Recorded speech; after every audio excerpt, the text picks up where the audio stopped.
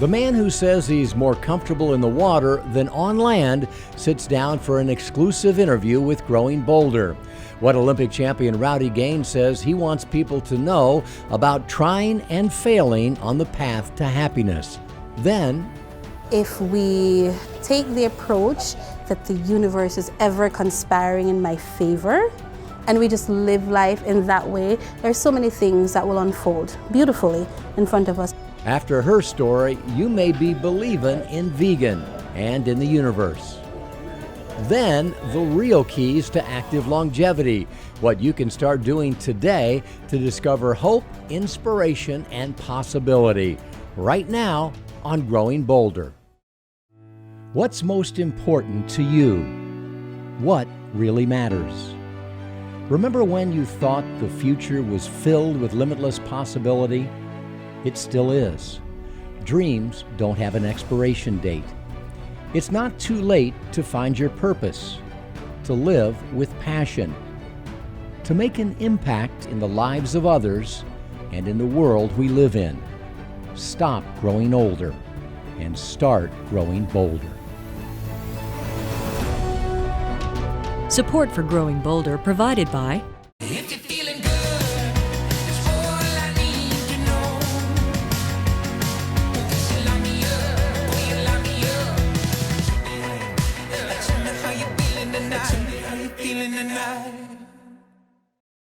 Hi, I'm Mark Middleton, and welcome to Growing Bolder, the program that shines the spotlight on ordinary people who are living extraordinary lives. And that certainly applies to a man whose name you know, whose voice you have certainly heard, and who has 3 Olympic gold medals among his many awards and accomplishments. But at his core, Rowdy Gaines, you know him as Rowdy, is just a regular guy trying to make the rest of his life the best of his life. Rowdy is a member of the International Swimming Hall of Fame. He's an analyst for ESPN and NBC Sports, a global ambassador and advocate for the sport of swimming at all ages and levels, as well as an author, philanthropist, husband, father, and grandfather. He is universally respected and admired by all who know him. And that's partly because Rowdy knows what it's like to fail over and over again. He knows the challenge of coming back after illness, disease, and injury. He's faced personal and professional setbacks. What keeps him going? Well, he says it's a love of swimming, a passion for people, and a desire to keep growing bolder. We sat down with the voice of swimming to talk about the documentary Rowdy, which tells part of his incredible life story. So you're back from the world premiere of Rowdy. I mean, just share with us, if you will, your feelings. What was it like? It was an amazing experience because I'm watching it with my wife, and I kind of whispered to her midway through. I said, I really should be dead, you know, for something like this. That so many people say so many nice things, and usually you watch this after people have passed on. So it was a, you know, with all sincerity, it was a humbling moment for me because there were a lot of really cool people on the screen. I mean, from Charles Barkley to Michael Phelps to, you know, a lot of really good friends of mine and fellow swimmers saying really nice things.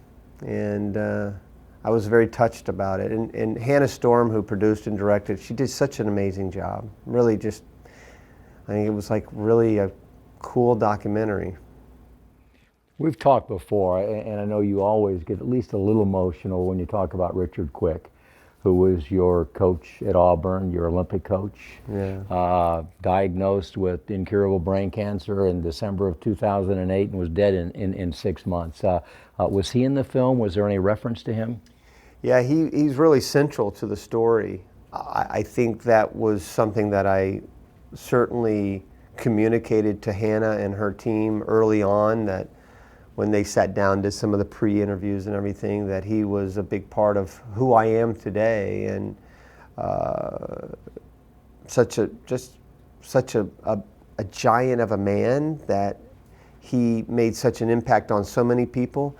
But it really boiled down to very simplistic terms. I could not have done what I did without him. I mean, so true. I literally could not have won those races. I could not have been the person I am today without his love and support. I think a lot of people who have read your story know that you won 3 gold medals and you gave all of them away. And as I've seen it quoted many times, I gave one to my mom, to my dad, and my coach. Richard Quick is the coach. You know, when I first went to Auburn, I did not swim for Richard. He came in after Eddie Reese, who was my coach my freshman year. He went to Texas, and then Richard came in, and I was with him the last 7 years or so. So for me, that 7-year journey was about us doing it together, including the boycott and how I was able to overcome that. And that was really through his inspiration and his words and his actions. And you know, by the time we got to 84 and I got to that race, I knew I was perfectly prepared. I wasn't sure I was going to win, but I knew that he had perfectly prepared me both mentally and physically for that race. So for me, it was a slam dunk to give him one of those gold medals because, as I said, I couldn't have done it without him. How was it told in terms of structure and the story? Are you pleased with the way that it was put together? I knew all these people were going to be interviewed, Mark, but I had no idea that just the incredibly nice things they said. I no false sense of modesty. It was really undeserved. You know, I'm not that big of a deal, and for them to say those nice things was great, and just the ability to do what they did with knowing that they had a budget. You know, there is a budget to everything, right? And it's like $50,000 a minute to get Olympic footage. They got 60 seconds of Olympic footage, but it felt like 10 minutes. The way they were able to do things and mixing the audio and the video and still pictures and everything, it literally looked like they did 10 minutes of my races, because after the film, I even asked Hannah, I go, how'd you get 10 minutes? I thought it was like $50,000 a minute. She goes, that was 1 minute of total time that you were on video. So it was pretty cool. And we had a little Q&A afterwards with Hannah, and I felt like a movie star. And like you say, you're not dead yet. No. You're a relatively young man. Was there a moral to the story? I mean, how does it end? I mean, is there a message that viewers would take away and say, you know, Rowdy's got something left? It's a little awkward for me to talk about it because it's about me, but I think the message is, I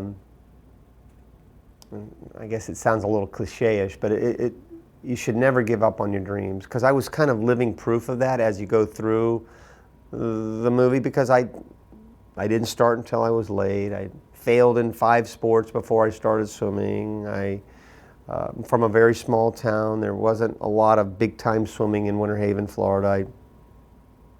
I had the boycott. They talked a little bit about my sickness, my illness of Guillain-Barré, and so these kinds of things all wrapped into the story of, you know, staying dedicated to your goal, whatever that goal may be. And I think our lives are full of these peaks and valleys that we go through, this roller coaster ride through life. And I think it just talks about trying to live through the valleys to get to the peaks. It's, without sounding too cliche-ish again, it was really about that. You're not going to enjoy this list of things I'm about to say, knowing you. But, you know, obviously already a member of the International Swimming Hall of Fame, 3-time Olympic gold medalist, multiple Masters world record holder. In the past few years alone, you've been named one of the 30 most influential people in the history of swimming, which is a pretty tough list to crack. You're the subject of a book, Rowdy Rising. You're now the subject of a documentary film, Rowdy. You've been signed by NBC to broadcast your 8th consecutive Olympics. You'll team with Dan Hicks, as you noted, the longest running broadcast team now in U.S. Olympic history. You know, you really could just go on and on and on. What's it like to be you? You know, it's you know, in all honesty, Mark, I have to pinch myself sometimes because of the great life that I feel like I've had up to this point, and I continue to have. I have an incredible family. You know, my wife is my rock. I have 4 beautiful girls. I have 3 beautiful granddaughters. My whole life has revolved around these daughters and granddaughters, and but it's not all rosy. I mean, I suffer sometimes. You know, we all, you know, we have these good days and bad days, and I have both. You know, but I tell you, overall, I am one blessed person. I can't believe the blessings that have been bestowed upon my life. It's too good to be true. So if it all ended tomorrow, I can definitely say that I've lived a good life, even though it's 59 years young. And I think that it's generally accepted that you are the voice of swimming, and I think almost generally as accepted that you are the international ambassador of swimming, which could feel like a heavy weight to carry, but you obviously love swimming so much that it doesn't seem to be a burden. I do love swimming. I mean, people ask me all the time, if you could pick one reason why you won a gold medal in the Olympics, what would be that one main reason? And I always tell them, really, it's because I love swimming. I love to swim. I've always loved to swim. I've always had a passion for being in the water. I'm more comfortable in the water than I am on land. And I think that translates when I'm in the broadcasting booth. There's a boatload of people that know a lot more about the sport from the mechanics and the technical side than I do. There really is. Take your mark. Got Rowdy Gaines leading off in lane 5. But I don't think anybody loves swimming more than I do. So I think that's a big part of it. And I think, you know, you talk about ambassador. There are so many incredible ambassadors to our sport. But I do know that I'm really passionate about being safer in the water, and for children to take swim lessons. It breaks my heart when I see a child drown, or when I hear about a child drowning, because I know how unnecessary it is. And it's a tragedy that I felt like we've all along have found the cure for, and it's swim lessons. And I just try to hit the road and make sure that that's a platform that I hope will be on my gravestone. You know, if it says Rowdy Gaines -swimmer, I'm okay with that. I hope it's a lot more that says, you know, good father, good husband, good son, good friend, and somebody that wants everybody to take swim lessons. Final question. So we got the book, we got the documentary. I mean, sooner or later we're going to have the feature film, the biopic. That's not happening. When they have it, I'm going to audition for the older Rowdy Gaines. Who do you see? Who would you like to see play you in a? You would be my perfect person, but 10 years younger. I wish. You look a lot younger than I do, my brother. No. Who do you think could play you? I mean, swimming ability aside, it's got to be, you know, Brad Pitt maybe, or somebody like that. You know, no, I don't know. That's not going to happen, dude. It's not going to happen. That's out the window. But listen, this documentary was way overboard anyways. Rowdy's story really transcends swimming. So what can we learn from his life? Here are 4 Rowdy takeaways. Get out of your comfort zone, take a risk, try new things.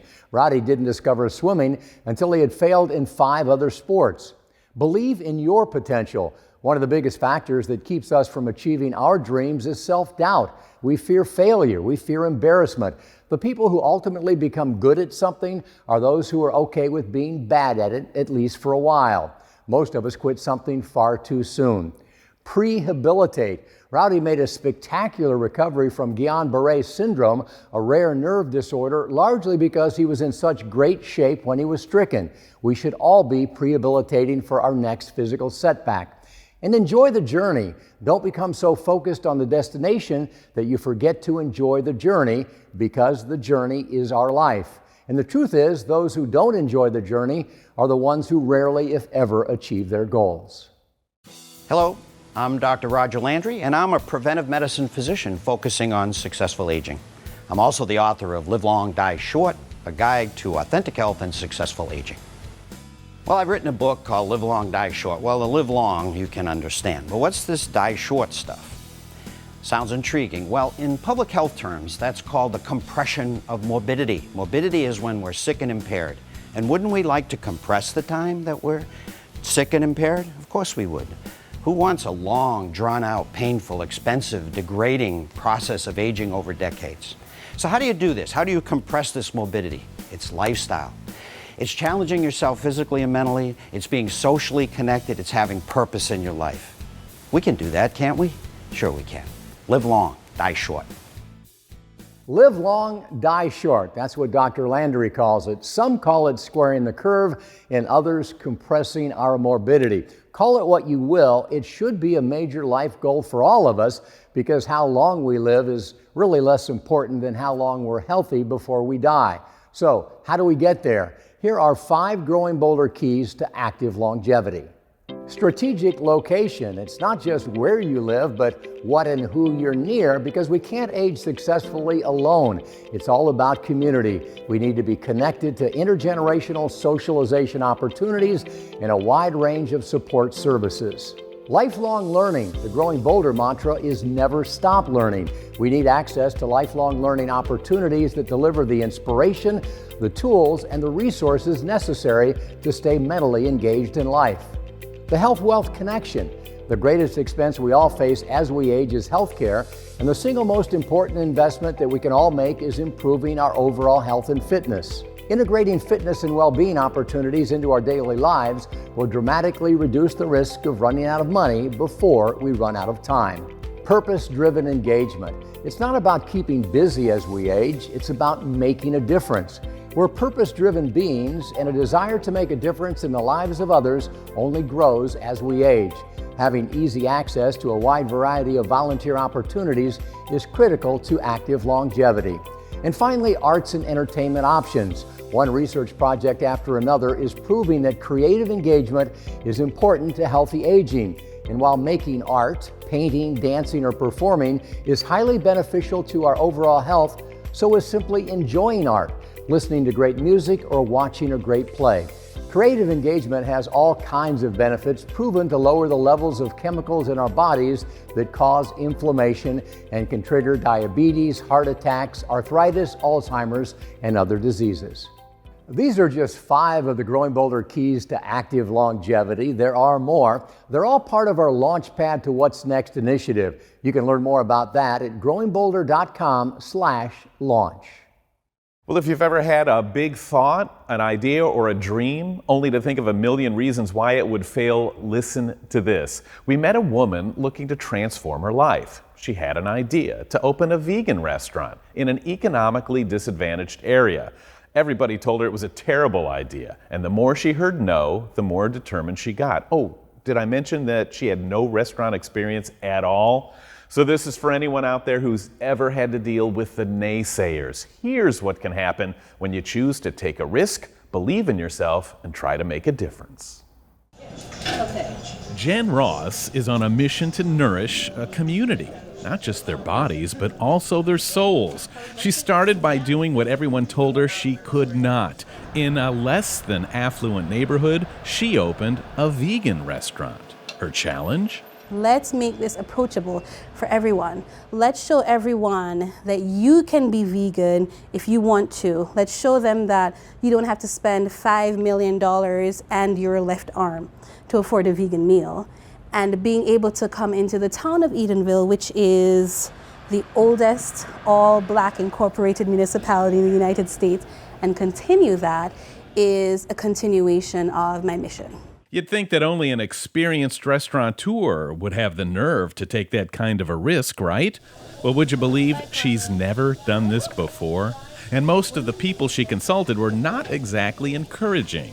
What is wrong with you? I've had those conversations so many times, like, what on earth is wrong with you? But I feel that you don't have to have a blueprint necessarily of everything mapped out. This is what I'm going to do, then I'm going to take this step, and then I'm going to take the next step. I feel that if you have a dream, that you have the responsibility to yourself to see that dream and make the first step.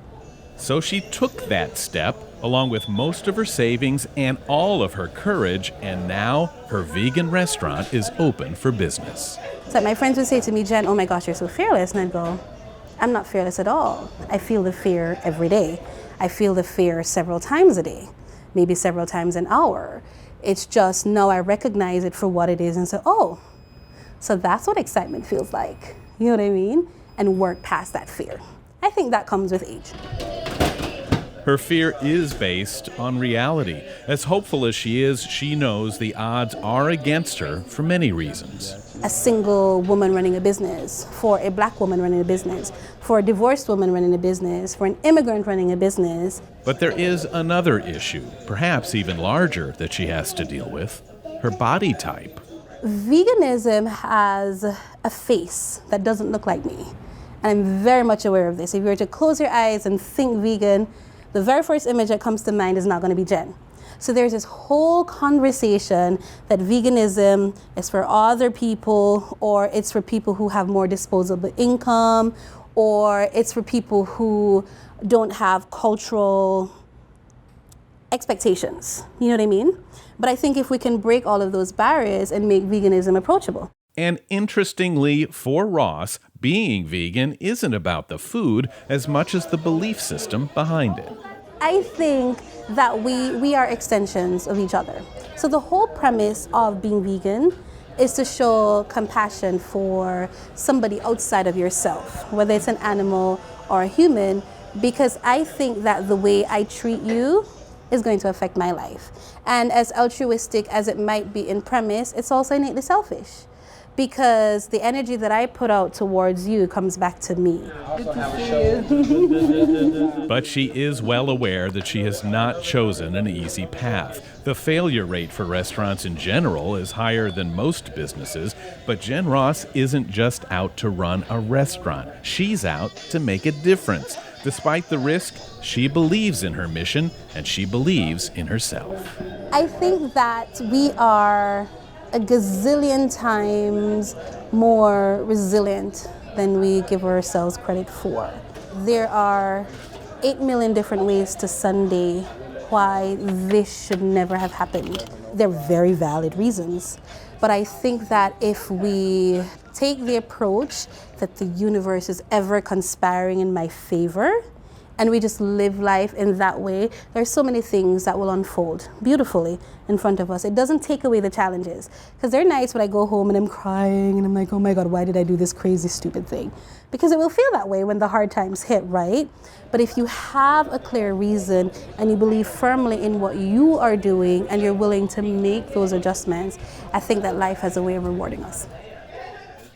Now, that's the kind of person we all need to be around. Tons of takeaways there. First, you don't have to have a blueprint for everything you do in life. Nothing ever goes the way you plan it anyway, and you won't go anywhere if you don't get going. You've got to start somewhere. That's the second takeaway. Take the first step. Things are a lot less intimidating when you go step by step. And number three, probably the most common we hear, don't let the opinions of others discourage you. Listen, learn, but believe in yourself and trust your ability to make the right decisions.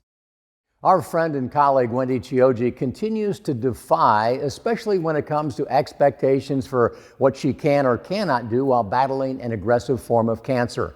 Despite intense, uncomfortable, and time-consuming treatments for her thymic carcinoma, and even while navigating insurance obstacles, health setbacks, clinical trials, and more, Wendy continues to travel, recently making it to Belize, where she toured Mayan ruins, hiked through caves, went snorkeling, practiced yoga, and more. Wendy lives fearlessly and says she'll never stop feeling optimistic about her future and will keep surviving and thriving.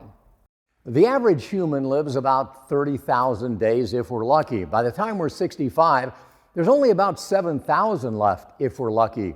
Time should be like any other desirable commodity in that the less of it there is, the more valuable it becomes. But when it comes to time, our culture wants us to believe just the opposite. It begins devaluing each successive day beyond what it considers our prime. This may be the most damaging lie inflicted upon us by our ageist culture. We're not made to withdraw from life as we get older. We're made to lean into it.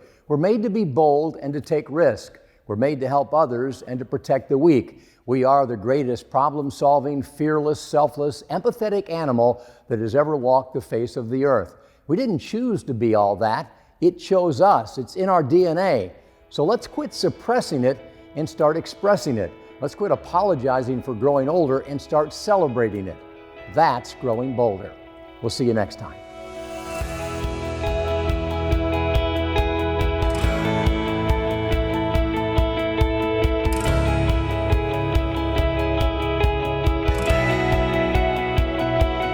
Support for Growing Bolder provided by If you're feeling good, it's all I need to know.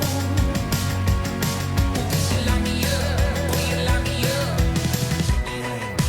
Tell me how you feeling tonight. Tell me how you feeling tonight. More information about all of the stories you've seen here today is available at growingbolder.com/TV.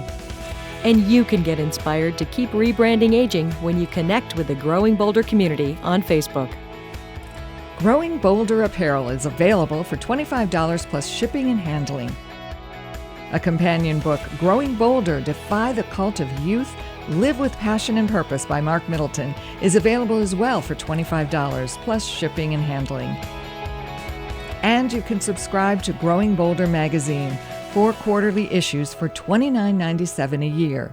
Order online at growingbolder.com/TV.